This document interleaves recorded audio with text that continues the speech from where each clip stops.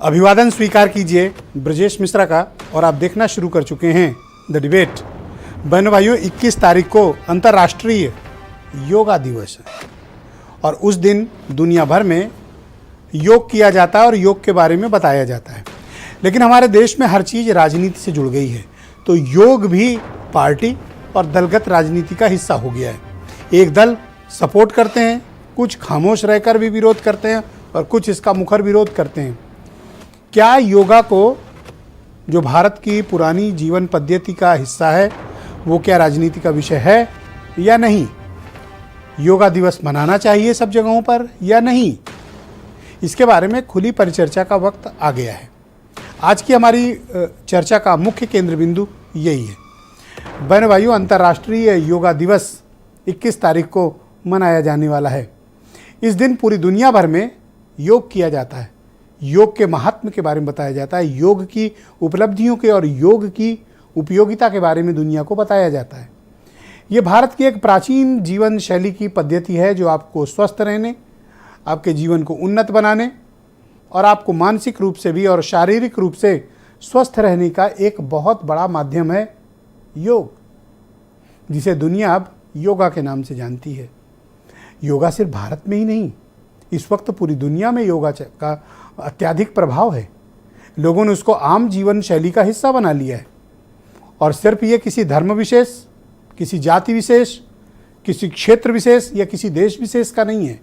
ये अंतर्राष्ट्रीय योगा दिवस है, यानी दुनिया भर में मनाया जाने वाला योग दिवस। लेकिन भारत में हर एक चीज़ पर कोई ना कोई विवाद हो जाता है। डेमोक्रेसी है, होना भी चाहिए। वाद विवाद, तर्क वितर्क, शास्त्रार्थ हमारे देश की बहुलतावादी विचार का हिस्सा रहे हैं। तो हमारे यहाँ हर विषय पर कोई ना कोई एक तर्क है, एक उस तर्क के विरोध में चीजें। योगा दिवस को लेकर भारतीय जनता पार्टी के नेतृत्व वाली सरकार 2015 से, जब से इसको यूनाइटेड नेशन ने अंतर्राष्ट्रीय योग दिवस के रूप में इसकी मान्यता दी, 2015 से लेकर अब तक 8वां वर्ष है ये, और योगा पूरी दुनिया भर में फैलता जा रहा है। शारीरिक, मानसिक समझ, आपकी सोच, आपके अंदर की नकारात्मकता, आपका एनर्जी लेवल को इन्हेंस करता है। योग का बड़ा महत्व है, बशर्ते सही तरीके से किया जाए। योग करने की जो पद्धति है वो बहुत ही सरल भी है और कई मायनों में ये तब करना चाहिए जब आप इसका प्रशिक्षण प्राप्त कर लें, और इसका प्रशिक्षण बेहद आसान है। अगर आप गूगल का इस्तेमाल करते हैं वहाँ मिल जाएगी, यूट्यूब पर है वहाँ मिल जाएगी, सब कुछ आपको उपलब्ध है और आप सिर्फ योग के जरिए अपने जीवन को निरोग बना सकते हैं। ये क्वालिटी है योगा की। आज आप सोच रहे होंगे कि योगा पर इतना ज्ञान क्यों? दरअसल एक विवाद खड़ा हो गया है। समाजवादी पार्टी के बड़े एक विवादित सांसद हैं शफीकुर रहमान बर्क। इनको विवाद में रहने की आदत है, लेकिन इस बार इन्होंने भट्टी में कुछ ज़्यादा ही कोयला झोंक के आग लगाई है। बर्क साहब का मानना है कि योगा मदरसों में ठीक नहीं है, योगा मुसलमानों के लिए ठीक नहीं है। ऐसा कहकर उन्होंने विवाद खड़ा किया और ये कहा है कि योगा 21 तारीख को जो आयोजन होने जा रहा है ये मदरसों में नहीं, मुस्लिमों को जो तालीम दी जा रही है उसके हक में भी नहीं है। ऐसा कह रहे हैं वो, लेकिन इसके पीछे उनके पास कोई एविडेंस पूर्ण तर्क नहीं है कि ऐसा वो क्यों कह रहे हैं, लेकिन कह रहे हैं। और जब ये बात होती है तो उस विचार को प्रमोट करने वाले लोग उसको बढ़ावा देते हैं, एक अनावश्यक विवाद खड़ा करते हैं। तो आपके मन में ये प्रश्न होना चाहिए, तो फिर मैंने ये डिबेट क्यों की है? जब विवाद है और इस चीज़ को लेकर गलत किया जा रहा है, इसलिए डिबेट की है ताकि आपका दिमाग खुले, आप जानें कि कुछ चीज़ें आपके लिए कितनी ज़रूरी हैं और कौन सी गैर ज़रूरी हैं। आपको जानना चाहिए कि योगा आपके जीवन में ज़रूरी क्यों है और इस तरह के विवाद अनावश्यक क्यों होते हैं।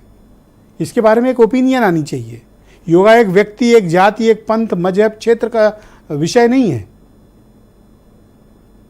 योगा मानवता को निरोग करने का माध्यम है। योगा आपको कोई पूजा शैली नहीं बताता है, वो आपको स्वस्थ रहने के लिए ये और ये दोनों, दिमाग भी स्वस्थ रहना ज़रूरी है ना, दिमाग ठंडा रहेगा तभी तो कुछ करेंगे।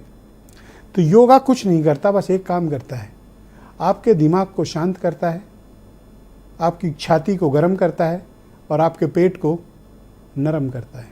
योगा यही करता है। और वर्तमान का जो दौर है और अभी के जिस तरह के हालात हैं और जैसी लोगों की जीवन शैली है, दिमाग ठंडा, छाती गर्म और पेट नरम होना बहुत ही ज़रूरी है।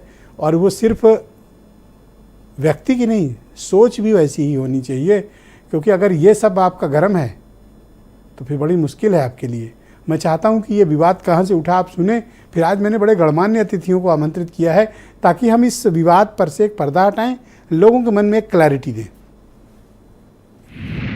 हमने बच्चों को शिक्षा की तरफ प्रोत्साहित करने का काम किया, उनको आधुनिक शिक्षा से जोड़ने का काम किया, दीन इस्लाम की जानकारी भी उन्हें हो और आधुनिक शिक्षा की भी जानकारी हो, इसके बारे में एक संतुलित हमने ये मदरसों में सिस्टम बनाया और उससे आज लाभ लेके मदरसे का बच्चा मुख्यधारा से जुड़ा है। मदरसों का तो ये हिस्सा है नहीं।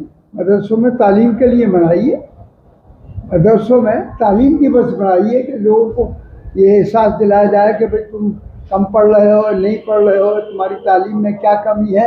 तो ये तो मदरसों के अंदर तो तालीम दिवस बनाना चाहिए। योग दिवस से क्या मतलब है?